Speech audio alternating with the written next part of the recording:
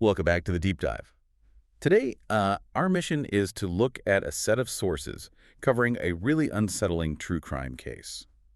It's one where this image, this facade of a perfect couple in Las Vegas, just completely crumbled under, well, financial pressure and a need for control. Yeah, it escalates dramatically, and it leads to this incredibly calculated betrayal and ultimately murder.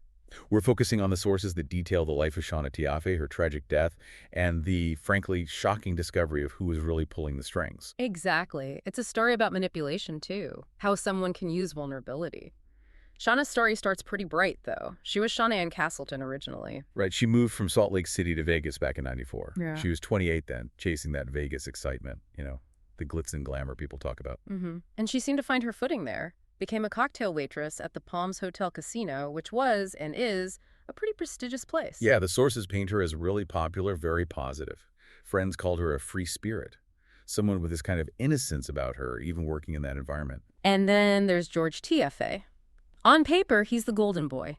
Star athlete in school, homecoming king, and a West Point graduate. That West Point background is significant, isn't it? It suggests discipline, structure. Absolutely. And he carried that into his career as a firefighter for Clark County, highly respected. He and Shauna met at the Palms, actually, around 2002. Got married in Hawaii, had their daughter, Madison.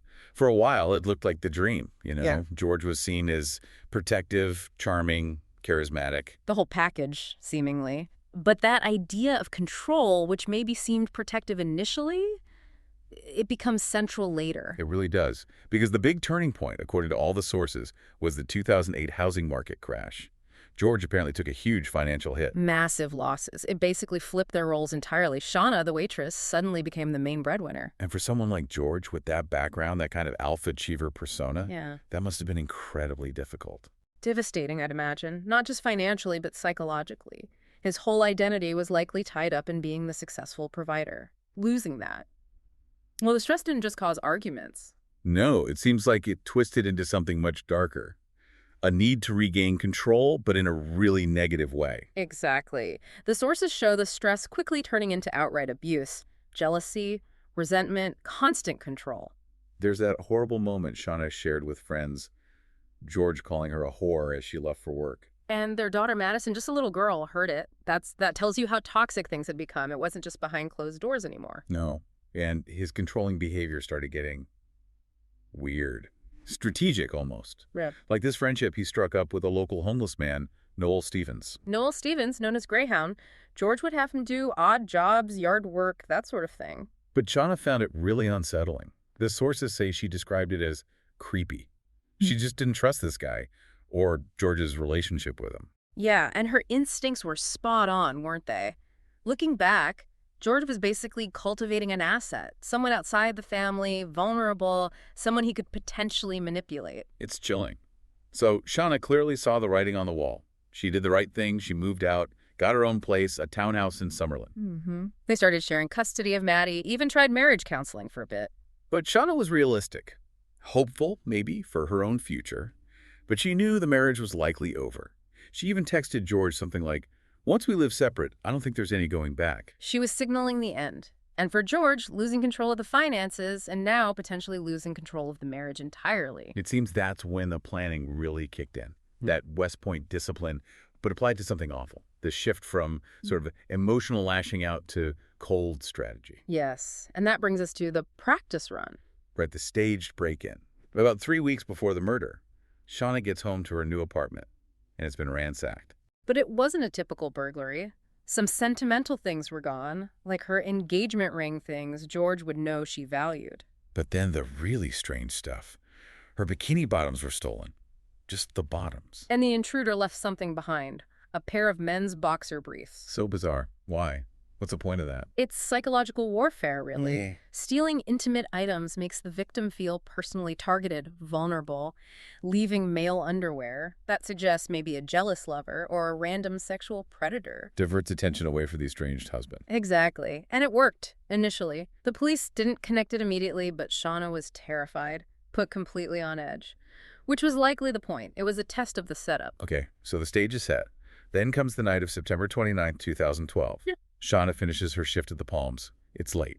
after 3 a.m. Gets home to her townhouse around 3:30 a.m., probably goes in through the garage. And that's when it happens. A neighbor later reported hearing a thudding sound from the apartment between 3:30 and 4:00 a.m. Then the discovery. George, who had just finished a 24-hour shift, a perfect alibi, picks up their daughter, Maddie, who was 8 at the time. Takes her to Shauna's apartment saying they need to get some of Maddie's things. And that's when he supposedly finds the garage door open and Shauna dead on the floor. He calls 911. That 911 call is, really something. He sounds upset, sure, but also very measured. His first priority seems to be getting Maddie out of there. Which is understandable, but then... Then he immediately establishes his alibi. Explicitly states he's a firefighter, just off shift, and hadn't seen Shauna for about 36 hours. Plants that seed right away. It's very calculated. It's a difference between genuine shock and performing shock while ticking off mental checkboxes. The attack itself was horrific. Brutal. The sources say her skull was crushed, consistent with a hammer, broken fingers too, defensive wounds. She fought back. She definitely did. Initially, the police looked at the prior burglary, wondered if it was connected or if this was some random terrible attack. George's alibi seemed solid. But Shauna's family wasn't buying it. Her sister, Paula, was there almost immediately.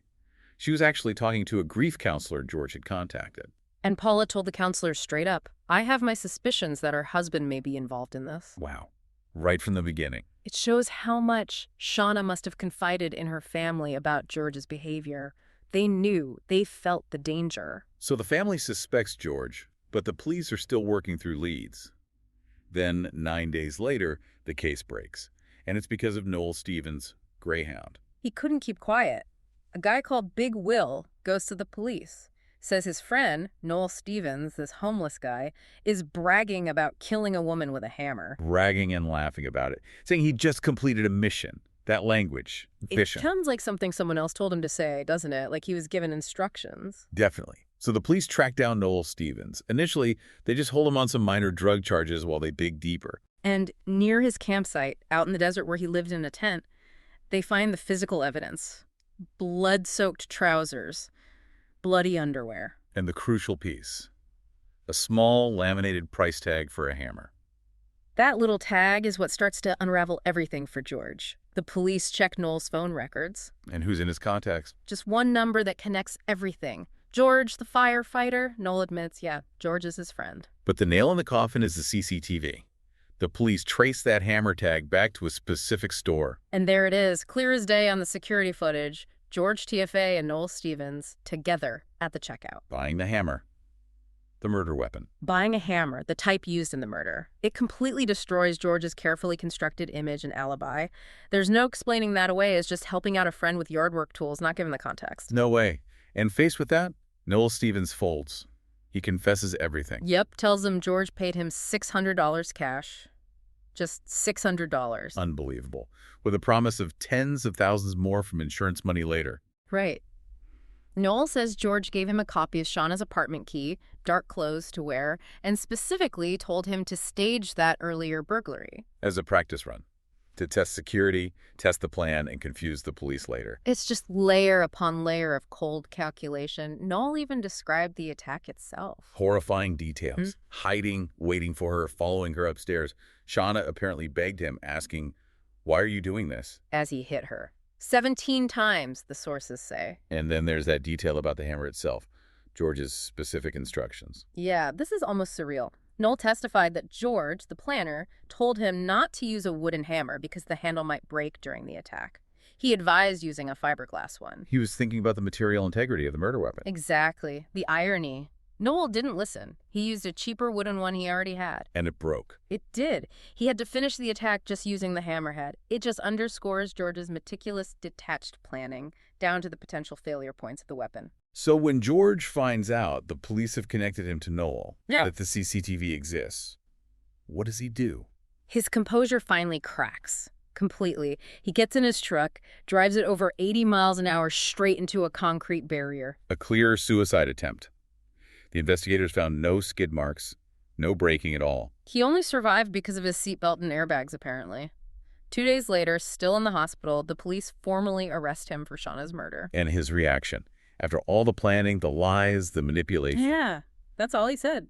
The game was up. So the trial comes, Noel Stevens is the star witness, having pleaded guilty and agreed to testify against George. Right. And the prosecution backs up Noel's testimony with all that evidence. The phone records are damning. How many calls? In September 2012 alone, the month of the murder, 87 calls between George and Noel, including 5 calls the night right before she was killed. Constant contact, constant coordination, and Shauna's family was there through it all. Every day, wearing pink, her favorite color.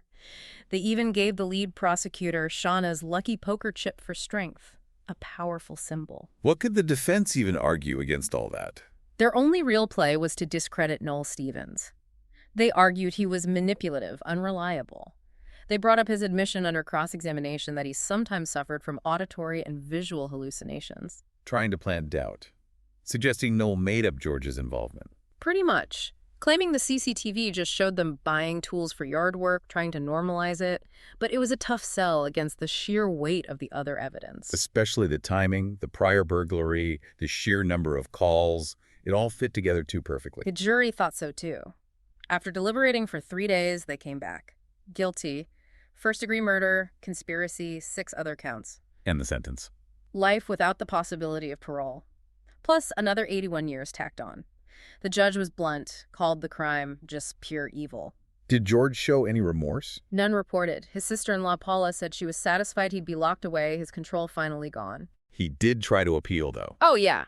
He filed this incredibly long, rambling document, like 107 pages, writing about himself in the third person. What was his argument? He tried to claim prescription drugs had altered his mind.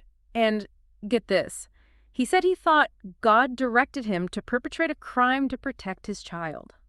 Wow, so basically admitting he orchestrated it, but trying to plead insanity or diminished capacity after the fact? Essentially, yes. A desperate, twisted attempt to justify the unjustifiable. The appeal failed quickly. So Shauna's family, they found some justice in the verdict, and they've tried to create a positive legacy. They have. They started Justice for Shauna, an organization focused on raising awareness about domestic violence, about the kind of control issues that led to this. Shauna herself was reburied back in Utah near her father. And Maddie. Yeah. Their daughter. She now lives with her grandmother, Shauna's mom, and spends time with her Aunt Paula. The judge specifically highlighted the immense cruelty George inflicted, not just on Shauna, but especially on his own daughter, destroying her world. Shauna's greatest joy, everyone said, was being a mom. It's just devastating. This whole deep dive really shows how someone seen as successful, disciplined West Point firefighter can twist those very traits. Absolutely. He used his status, his intelligence, his discipline, not for good, but to meticulously plan violence when his ego felt threatened, when he felt his control slipping. He manipulated Noel Stevens' vulnerability, turning him into a weapon. It's a chilling reminder. And as you think about this case, maybe consider that one detail, George's advice on the murder weapon. Worrying about a wooden hammer breaking, suggesting fiberglass for reliability. That cold, calculated focus on the mechanics of the act itself. What does that level of detachment tell you about the difference between, say, a crime of passion, an explosion of rage, and this? An act of premeditated betrayal born from a deep-seated need for absolute, unforgiving control. Something to think about. Definitely something to think about. Thanks for joining us for the deep dive.